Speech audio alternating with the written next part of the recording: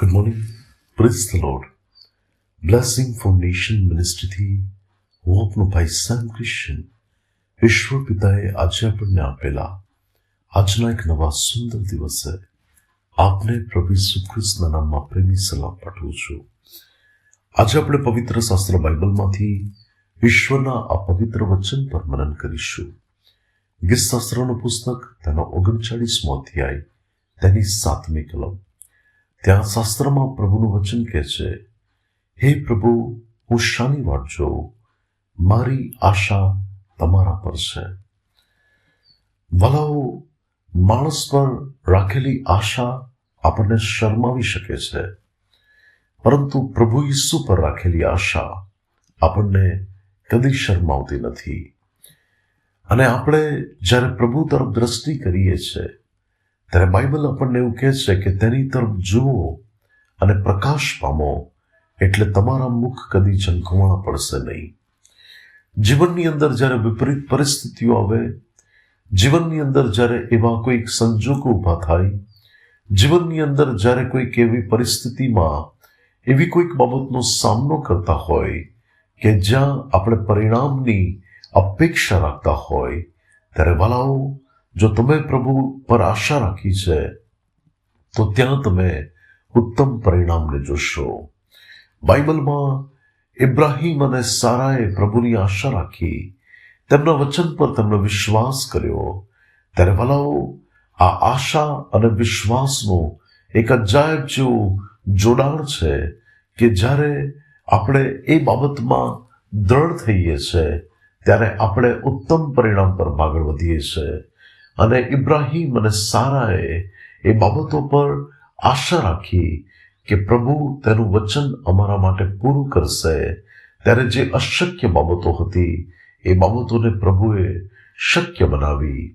પ્રભુ ઈસુ જ્યારે એમના શિષ્યોની સાથે હોડીમાં એક કિનારેથી બીજા કિનારે જઈ રહ્યા હતા, ત્યારે એ સંજોગોની અંદર લખ્યું છે કે જ્યારે સમુદ્રમાં તોફાન આવ્યું અને જ્યારે હોડીમાં મોજાઓ એવી રીતે જાણે કે ઉછળીને પાણી હોડીમાં આવવા લાગ્યું, ત્યારે શિષ્યોએ પ્રભુ પર આશા રાખીને એમને પોકાર કર્યો કે પ્રભુ અમને બચાવો.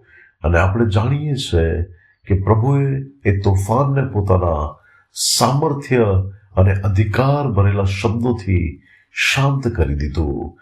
આજે વાલાઓ, તમે શું તમારા તોફાન ઉપર પ્રભુ ઈસુ પર આશા રાખો છો કે તે તમારી પરિસ્થિતિમાં અદ્ભુત કામ કરશે?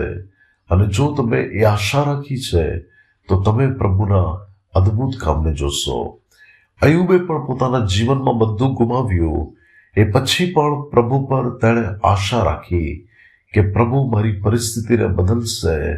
અને અયુબ 42:2 તેણે એવું કહ્યું કે હું જાણું છું કે પ્રભુ તમે સઘળું કરી શકો છો અને તમારા કોઈ મનસુબાને અટકાવી શકાતા નથી. અને આપણે એ પરિણામોને 42મા અધ્યાયની અંદર જો જોઈએ તો પ્રભુએ તેને બમણો આશીર્વાદ આપ્યો. ખ્રિસ્તમાં મારા વાલા પરમેશ્વરના લોકો, જો તમે પ્રભુ ઈસુ પર આશા રાખી છે અને પ્રભુ ઈસુ પર ભરોસો રાખ્યો છે તમારા જીવનના કોઈ પરિણામોને માટે, તો પરમેશ્વર તમારા માટે અદ્ભુત કામ કરશે. હું આપને કહીશ કે 2025ના વર્ષમાં પણ આપણે જો પ્રભુ પર આશા રાખીને ચાલ્યા છે તો 26ના વર્ષમાં પણ આપણે ચાલવાનું છે. અને એ આશા જે પ્રભુ ઈસુ પર રાખેલી છે એ તો આપણને અદ્ભુત પરિણામો દેખાડી આપશે. એ તો પ્રભુના મહાન કામો આપણને દેખાડી આપશે.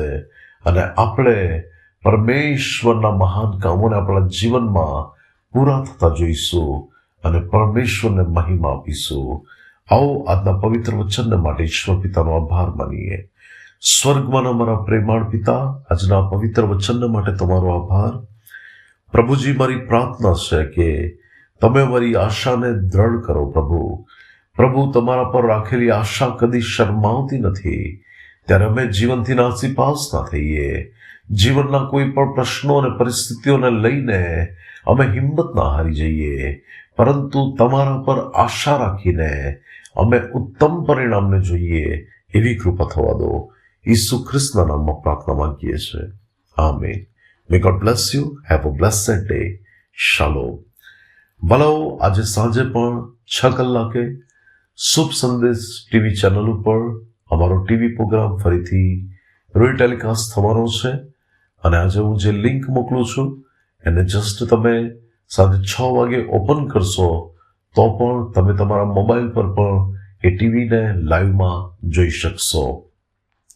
જો તમારા ઘરે ટીવી ચેનલ કનેક્શન હોય તો તમે એની ઉપર શુભ સંદેશ ટીવી ચેનલને સર્ચ કરશો તો આજે સાંજે ભારતીય સમય પ્રમાણે 6 થી 6:30 કલાક માટે અડધા કલાક માટે ભારત દેશની આ નેશનલ ચેનલ ઉપર આજે ટીવી પ્રોગ્રામ આવશે કે જ્યાં હું પ્રભુ ઈસુનો સંદેશ આજે પ્રગટ કરનાર છું. તો ખાસ કરીને તમે તેને જોજો. પ્રભુ તમને આશીષ આપે. God bless you. શાલોમ.